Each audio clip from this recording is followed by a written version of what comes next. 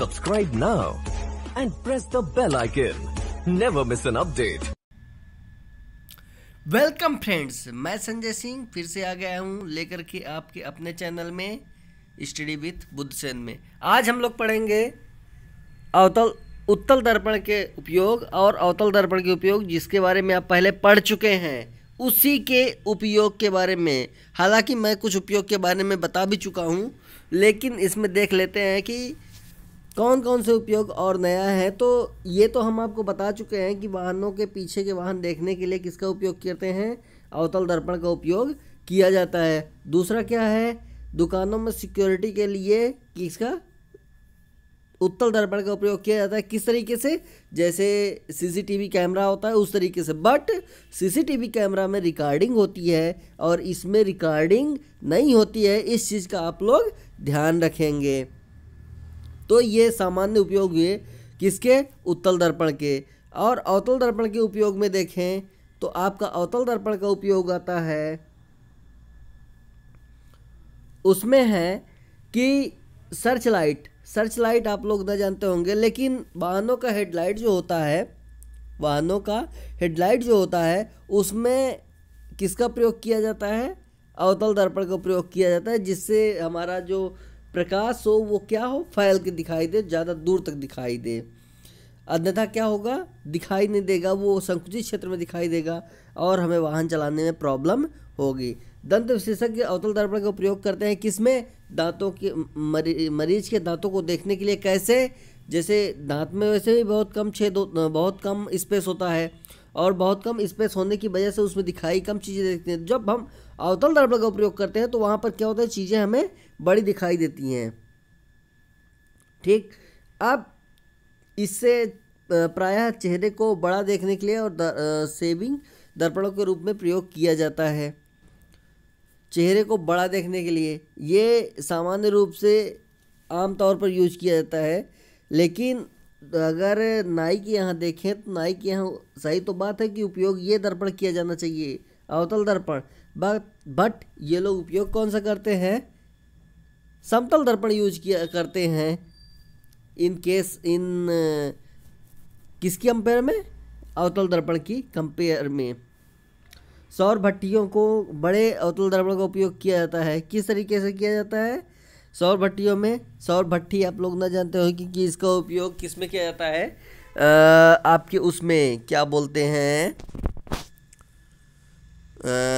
जो जहाँ पर बहुत ज़्यादा सौर ऊर्जा उत्पादन किया जाता है वहाँ पर सौर भट्टी, ऐसी भट्टी जो सोलर सेल से चले, सौर ऊर्जा से चले, उसे हम सौर भट्टी कहते हैं।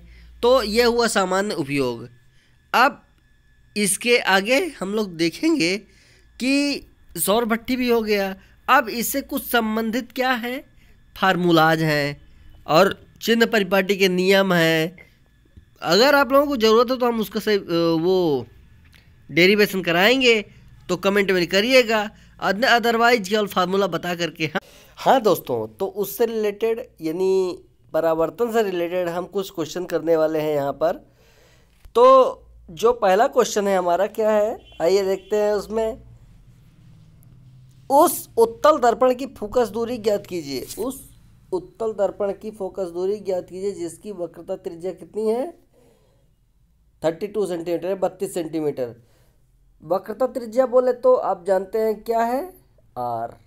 क्या है, आर।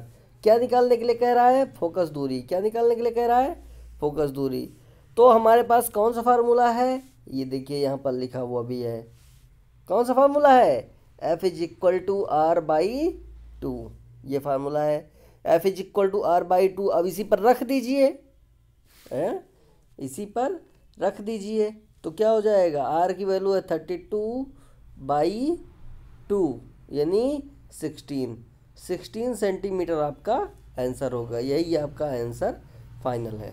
ओके, तो आते हैं चलिए अगले क्वेश्चन की ओर। ये अगला क्वेश्चन आपके सामने। तो अगले क्वेश्चन में क्या है, कोई अवतल दर्पण, याद रखिएगा, कोई अवतल दर्पण अपने सामने, कोई अवतल दर्पण अपने सामने 10 सेंटीमीटर की दूरी पर रखे वस्तु से 3 गुना बड़ा प्रतिबिंब बनाता है, तो प्रतिबिंब कितनी दूरी पर है? कितने गुना? 3 गुना। कितने गुना? 3 गुना। अब 3 गुना बड़ा प्रतिबिंब बनाता है ना, तो यहाँ पर देखिए सबसे पहले तो u दिया हुआ है। क्या दिया है? u, यानी वस्तु की दूरी। तो वस्तु की दूरी कितनी है? 10 सेंटीमीटर। जब 10 सेंटीमीटर u है, हमें निकालना क्या है? v, ये निकालना है। प्रतिबिंब की 3 गुना बड़ा प्रतिबिंब बनाता है, बिंब का 3 गुना बना, 3 गुना बड़ा। मतलब कि अगर हम देखें तो ये कितना है? m की वैल्यू है यहाँ पर 3, m की वैल्यू 3। और कैसा प्रतिबिंब बनाता है? याद रखिए यहाँ पर वास्तविक। कैसा है? वास्तविक। वास्तविक प्रतिबिंब का मतलब क्या है? माइनस में होगा m। किस में होगा? माइनस में होगा। यानी -3 is equal to -v/u। Value रख दीजिए, वैल्यू रख दीजिए। तो यहाँ पर क्या होगा? -3 इज इक्वल टू -v/10। ये कट जाएगा तो v बराबर कितना आया? 30 सेंटीमीटर। v बराबर 30 सेंटीमीटर। यही आपका आंसर होगा। v बराबर 30 सेंटीमीटर। प्रतिबिंब दर्पण से कितनी दूर है, यही पूछ रहा है, तो आप बता दीजिए 30 सेंटीमीटर। Answer is right. या यहाँ पर कैसे पता चलेगा कि प्रतिबिंब वास्तविक है? क्योंकि m को हम कैसा ले लिए हैं? पहले ही माइनस ले लिए हैं। अगर पहले माइनस ना लेते तो हमारा जो आंसर था, चलिए यहाँ अगर प्लस लेके चलिए तो v क्या आएगा? माइनस में आएगा। और v माइनस में आने